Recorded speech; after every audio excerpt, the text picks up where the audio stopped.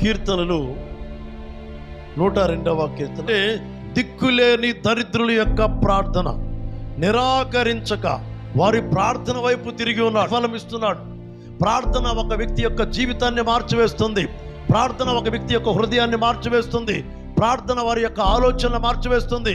ప్రార్థన వారి జీవితంలో అనేకమైన అద్భుతాలు, ఆశ్చర్యమైన కార్యం జరిగించగలుగుతుంది. దిక్కులేని దరిద్రుల యొక్క ప్రార్థన దేవుడు ఎప్పుడు కూడా వింటాడో. అన్ని ఉండి కూడా దిక్కులేని వాళ్ళు ఎవరంటే దేవుని మీద ఆధారపడి, దేవుని బలం మీద ఆధారపడి, దేవుని శక్తి పైన ఆధారపడ్డ వాళ్ళు. వారు ఏం ప్రార్థన చేస్తారంటే, ప్రభువా మేము దిక్కులేని వాళ్ళమయ్యా, నీవే మాకు దిక్కయ్యా. మాకున్న డబ్బు మమ్మల్ని రక్షించదు, మాకున్న బలగము, మాకున్నటువంటి అండ, మాకున్నటువంటి ధనము, మాకున్నటువంటి ఐశ్వర్యము మమ్మల్ని రక్షించదయ్యా, నీవే మాకు దిక్కని యెహోషాపాతు ప్రార్థన చేశాడు. దేవునికి స్తోత్రం, హల్లెలూయా. ఆయనకి ఏం తక్కువైందని? యెహోషాపాతు రాజుకి డబ్బు ఉంది, సైన్యం ఉంది, బలగం ఉంది, బంగారం ఉంది, చాలా మంది ఆయన ప్రేమించే వాళ్ళు ఉన్నారు. కానీ శత్రువులు ఆయన మీదకి వస్తున్నప్పుడు ఆయన చేసిన ప్రార్థన ఏంటంటే, ప్రభువా దిక్కులేని వాణ్ణయ్యా, నాకు నువ్వే దిక్కయ్యా, నాకు నువ్వే సహాయమయ్యా, నీవే నాకు ఆధారమయ్యా, నీకు ప్రార్థన చేస్తున్నాయ్యా. ఇదిగో ఈ సైన్యమును, ఈ శత్రువులను జయించడానికి మాకు శక్తి సరిపోదయ్యా, నీవే మాకు దిక్కని ప్రార్థన చేశాడు.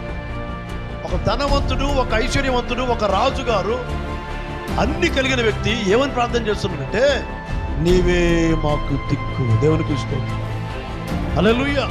బైబిల్ చెప్తుంది కదా, దిక్కులేని, దేవునికి స్తోత్రం. ఏ దిక్కులేని వాళ్ళు, ఆ పాట రాసి ఏ పాట, దేవుడే నాకు దిక్కుగా చేసుకొని కష్టమైన, నష్టమైన, ఆర్థిక సమస్యలు ఉన్నా, అప్పులు ఉన్నా, కరువు ఉన్నా, వస్త్రహీనత ఉన్నా, ఇబ్బందులు ఉన్నా, నేను దేవుని మీద ఆధారపడుతూ ప్రార్థన చేస్తూ ఉండేవాళ్ళు.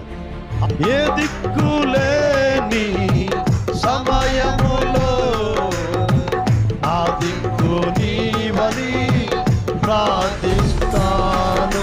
నా శ్రమల కాలంలో, కష్టకాలంలో, కృంగిపోయిన పరిస్థితుల్లో, దుఃఖంలో ఉన్నప్పుడు, ఏడుస్తున్నప్పుడు, కనీసం 30 రోజులు నాకు అన్నం లేదు, అద్దె ఇంట్లో ఉన్నప్పుడు బియ్యం కొనుక్కునే స్తోమత లేదు, అన్నం వండుకునే గిన్నెలు లేవు, కప్పుకోవడానికి దుప్పట్లేదు, పడుకోవడానికి మంచం లేదు, 2 అడుగులు బల్ల,